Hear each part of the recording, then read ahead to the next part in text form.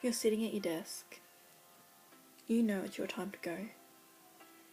You've said that to yourself over a million times. This time, you know for sure. It's real.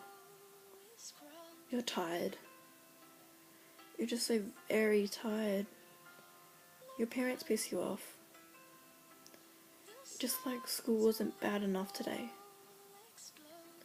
You go get the rope, or the knife, or the gun, or whatever you choose, because you're just that desperate to leave. You're ready. You think of this as just some game. The first one dead is the one who wins. No one's home. It's a perfect time. You're ready. If you don't do it now, you're going to look down on yourself even more. You're going to hate yourself even more. No one knows. No one will know. Until later on. Instead of getting the pen and paper, you get the video camera. Along with the chair, you're standing on the chair. You decide to go with the rope. You're gone instantly. There'll be no noise. One side of the rope is tied to the top of your fan, while the other is already around your neck. You're in tears. You know for this time it's real. You can feel it. You turn on the video camera and just stare at the red light blinking upon your eyes. You start to mumble a few words out. Mum? Dad? I'm sorry. I don't know why I'm sorry, but I'm sorry. I can't do this anymore. I don't even know who I am anymore. I've lost myself, and I seem to not find my way back. Please don't blame yourself. Please, I love you both. Please tell my siblings the same. Stay strong and stay safe. I'll see you soon. You say sorry to your best friend because you know you won't be there for him anymore, especially when he needs you more than ever. You say sorry to everyone you can think of, even yourself. You're sorry for not being strong anymore. You're sorry for breaking down. You're sorry for putting so much pain in your life. You stare once again at the red light blinking upon your eyes. One foot is off the chair now, as you begin to mouth the words, goodbye. You have the remote control to turn off the camera in your right hand. Your pointer finger is already on the button. You click that button, and as soon as the light goes off, you go off. Both feet are off now. The chair is on the floor. The room is full of silence. You're dead. You're gone. There's no going back. Everything is over. You don't have to live in pain anymore. But everyone else will. What are your parents going to think? What about your little sister or little brother? What are they going to do? You're gone. You're dead. There's no going back. You ended your life because that one person who dreams likes you as a friend. You ended your life because that one teacher pushed you harder than anyone else in the class because she knew that you were going somewhere in life. Your parents are now home. They call your name to tell you that they are now home. Just like they normally do. But something's different. They don't hear your voice. They get worried. You always answer. They come upstairs thinking you're sleeping or showering. Your mum opens your bedroom door and screams at the top of her lungs. She instantly passes out.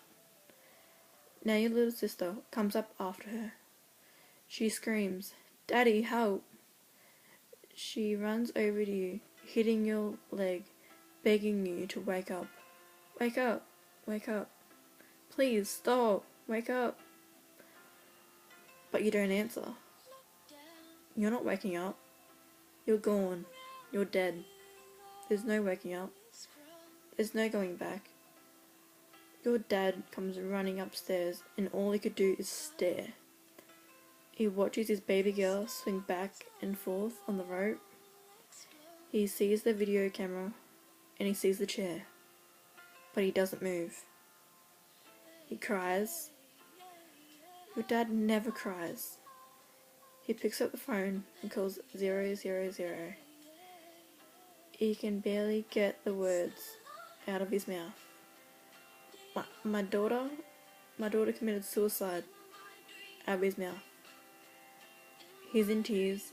Your little sister stares at your dad. Your dad hangs up and your little sister jumps into your daddy's arms, crying harder than ever before. She's too young to understand completely, but she knows you're gone. She knows you're dead. There's no going back. Everything's over. The cops finally arrive. They push your dad and sister out of the room and they sit them in the living room. They take your body off of the rope, lay you down on the stretcher. They cover your body and out you go. Just like that. You're gone. You're dead. There's no going back. Nothing is the same. 2 weeks has passed. Your mum is still staring out the window more than half the day. Your little sister still hasn't returned to school. Your dad is forced to go to work so he can pay the bills for your funeral. Eventually, they found the strength to go into your room. Your door hasn't been open for months. The rope is still laying on the floor. The video camera is still sitting on the table.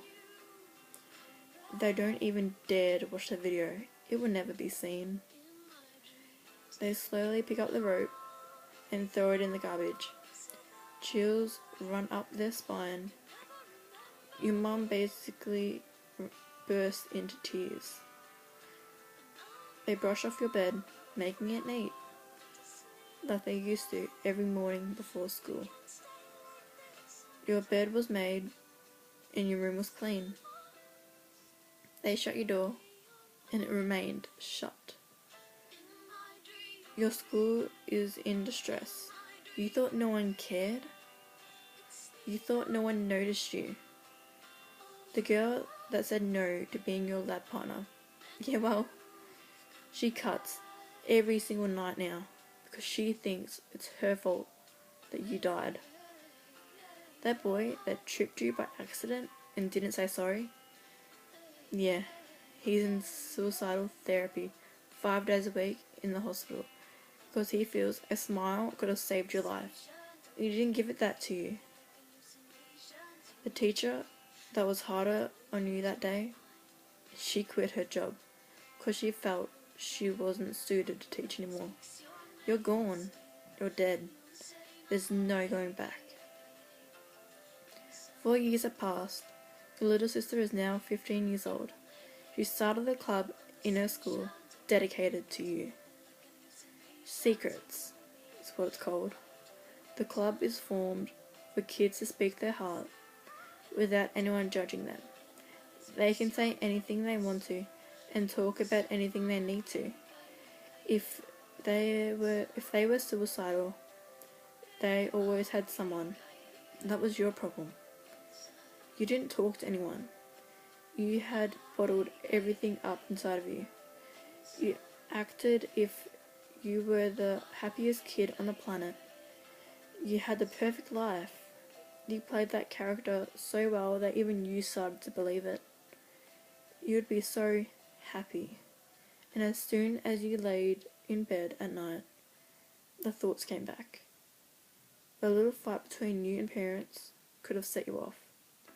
But with everything inside of you bottled up for years, you hit your limits. You're gone. You're dead. There's no going back. Your room will never be occupied. Your mum still cries every single night. Your dad isn't strong anymore as he used to be. Your little sister will never grow up with you by her side, moving her in the right direction. Your best friend is still torn up. Your school now has a club dedicated to you so teens will not make the same mistake you did. Your life was precious. You took that away in a blink of an eye.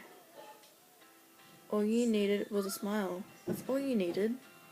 But since you're gone, just know people cared. People have always cared. You were just too upset to see that.